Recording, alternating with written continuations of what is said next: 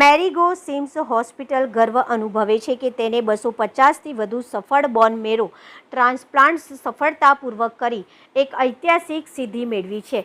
આ ઉપલબ્ધિ haematology, transplant સેવાઓ અને તમામ વિશેષ ડિપાર્ટમેન્ટના સતત શ્રેષ્ઠતા પ્રત્યેની મજબૂત પ્રતિબદ્ધતાનું પ્રતિબિંબ છે.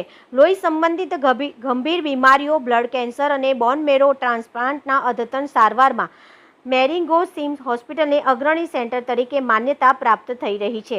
250થી વધુ સફળ ટ્રાન્સપ્લાન્ટ્સ મેરીગો સિમ્સ હોસ્પિટલના મલ્ટીડિસિપ્લિનરી ટીમ વર્કના ઉત્તમ ઉદાહરણને ડીસેલ એન્જિનિયરિંગ તથા એક્સ વિવો ડિપ્લેશન જેવી અદ્યતન પદ્ધતિઓનો ઉપયોગ કરી graft versus host disease GVHD જેવી જટિલતાનું જોખમ ઘટાડવામાં આવે છે. ડૉક્ટર અંકિત જીતાણી, ડૉક્ટર હેમંત મેઘાણી, ડૉક્ટર કૌમિલ પટેલ કન્સલ્ટન્ટ અને doctor R Shankaran unit medical director આ અંગે વિસ્તૃત જાણકારી આપી હતી. રિપોર્ટર સંજીવ રાજપૂત, અમદાવાદ.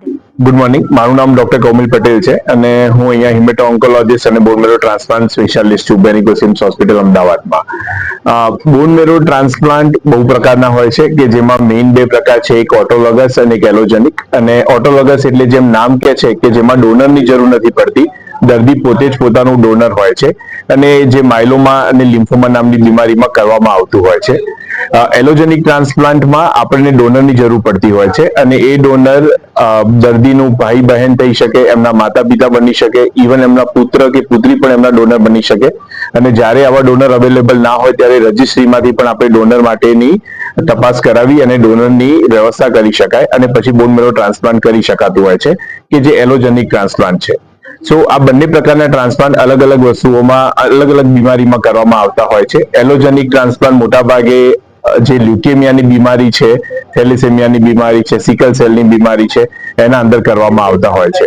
ટ્રાન્સપ્લાન્ટ હવે એક આપણા શહેરમાં અવેલેબલ થયેલી એક બહુ જ સરળ પ્રક્રિયા થઈ ગઈ છે કે જે પહેલા આપણા ત્યાં અવેલેબલ નહોતું અને જેના કારણે હવે આપણે આપણા દર્દીઓને અહીંયા જ આપણા શહેરમાં બહુ સારી સુવિધા આપી શકીએ છીએ કે જે 10 વર્ષ પહેલા પોસિબલ નથી.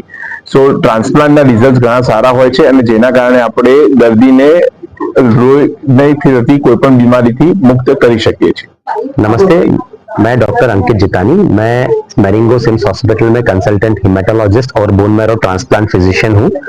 बोन मैरो ट्रांसप्लांट एक बहुत आधुनिक तरह का मेडिकल ट्रीटमेंट है. ये कोई सर्जरी नहीं होती और इसको किया जाता है विभिन्न तरह के ब्लड के कैंसर जिनको हम ल्यूकीमिया, लिम्फोमा और माइलोमा के नाम से जानते हैं, और साथ ही साथ कई सारे खून के जेनेटिक बीमारियां जैसे thalassemia, sickle cell anaemia, bone marrow का सूख जाना यानी कि एप्लास्टिक एनीमिया, और वो सूख जाने की प्रक्रिया कई बार जेनेटिक भी होते हैं जैसे फैनकोनी एनीमिया, BKC इत्यादि बीमारियां. इन सारे रोगों के लिए bone marrow transplant curative treatment की तरह से किया जाता है. बोन मैरो ट्रांसप्लांट की जर्नी लंबी, कॉम्प्लेक्स होती है. सही इलाज सही तरीके से सही डॉक्टर की निगरानी में की जाए तो सक्सेस का रेट आज के दिन बहुत अच्छा है. हिंदुस्तान के सक्सेस रेट विदेशों से मेल खाते हुए हैं. धन्यवाद. गुड मॉर्निंग, मैं डॉक्टर शंकरन हूँ, medical director of Marengo CIMS hospital.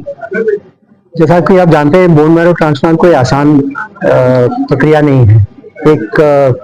इसके लिए काफी सारा इंफ्रास्ट्रक्चर की जरूरत होती है, ट्रेन मैन पावर की जरूरत होती है, फंडिंग की जरूरत होती है, लैब्स की जरूरत होती है, और सबसे ज्यादा एक कमिटमेंट की जरूरत होती है कि ऐसा कोई ट्रीटमेंट करें जो आम तौर से कहीं हर जगह नहीं मिलता है फॉर स्पेशल रीजन.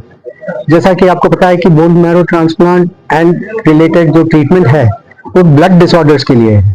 वो ब्लड तो अंदर घूमता ही रहता है. तो अनलाइक अदर सर्जरी या किसी कैंसर का जो ट्रीटमेंट और निदान करते हैं कि ऑर्गन को निकाल दिया, ऑपरेशन कर दिया, रेडिएशन दे दिया, निकाल दिया, इसमें तो जहां से जो प्रॉब्लम शुरू होती है वो बोन मैरो जो है हड्डियों के अंदर, वहां से ट्रीटमेंट शुरू होती है. तो सबसे पहले तो जो पुराना जो खराब जो बोन मैरो है और जो बिल्कुल डिजीज्ड है तो उसको निकाल के नया बोन मैरो लाते हैं. तो इसमें क्या है, इन्फेक्शन और वो सब की बहुत ही खतरा है. तो सबसे ज्यादा इंपॉर्टेंट है कि जो व्यवस्था हमें देना है वो एक specialised bone marrow transplant unit बनाना है.